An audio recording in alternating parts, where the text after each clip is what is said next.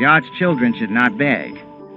Always seek the guidance of the divine in trying to fulfill your legitimate desires, because that is the supreme way to receive the answers to all your prayers.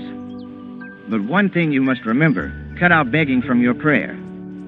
Change your old attitude of supplication. You should pray to God intimately as His child, which you are. God does not object when you pray from your ego, as a stranger and a beggar, but you will find that your efforts are limited by that consciousness. God does not want you to give up your own willpower, which is your divine birthright as His child. Naturally, one should distinguish between reasonable and unreasonable prayers or desires. And bear in mind that, once you have made this discrimination, whatever good or bad desires you hold on to are bound to be fulfilled. If you cling to any evil desires, they will be granted, and you will find out what harm and unhappiness they cause. As time goes on, you will realize that even though your wish was fulfilled, your heart is still not satisfied. You will feel something within you rebelling. For example, suppose you have weak digestion, yet you want to eat fried foods. Not surprisingly, you suffer every time you do. Although you feel delight while fulfilling that desire, the after effect is pain. Thus you are made aware that you have done wrong. It is wiser to use discrimination to separate your evil desires from your good ones, and, having done so, to avoid the fulfillment of those wrong desires. Learn to be guided by your conscience, the divine discriminative power within you. The danger of unfulfilled desires. Unfulfilled desires remain in the heart. And what is the harm in harboring them? It is this: every desire consists of specific forces, either good or evil, or a mixture of both. And when you die, though your body is gone, those forces do not die. As mental tabloids, they follow your soul wherever it goes, and when you are reborn, these tabloids manifest as behavioral tendencies.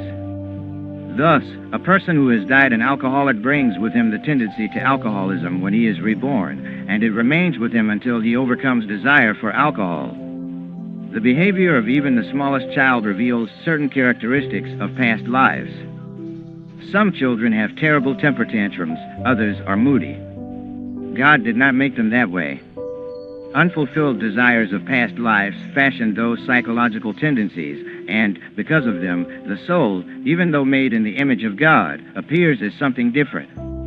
If the image of God within you is distorted in this life by anger or fear, and you do not conquer such uncharacteristic qualities now, you will be reborn with them, and you will have the burden of these misery-creating tendencies until you overcome them in some future incarnation. It is better, therefore, to work out or overcome all your desires now. They will be finished immediately and for all time in the supreme joy of God's presence, but until you know Him, your unconquered desires will remain to hound you. There are two ways of finishing your desires: by realizing, through reason and discrimination, or wisdom, that only God can give permanent unalloyed happiness, and by fulfillment. In many cases, desires lie hidden within the subconscious. You think they are finished, but they are not. Life is indeed a great mystery, but the mystery clears away when you dissect life with the scalpel of reason. If every day you sit quietly for a little while and analyze yourself, you will discover that you have many unsatisfied desires.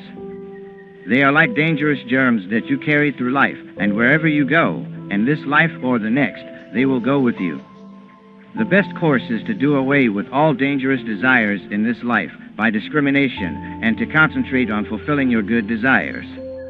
If you feel drawn to commit suicide or to do something evil, get rid of such desires now. Convince yourself, by reason and by good actions, that you are a child of God, made in His image, and rise above your moods and bodily habits. Be more detached. In this way you will conquer. If you suffer from a chronic ailment, try mentally to separate yourself from the consciousness of the body. By discrimination you can conquer the senses. Discrimination is the fire that burns up desire.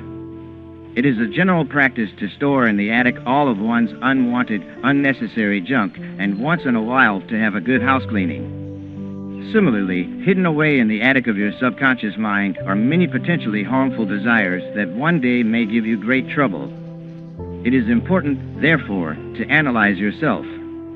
Perhaps you are a hateful or moody or angry type of person. If so, these stored traits are the result of your own past behavior. In order to clean out your mental attic of such unwanted furnishings, you must vigorously employ constructive, positive, loving action.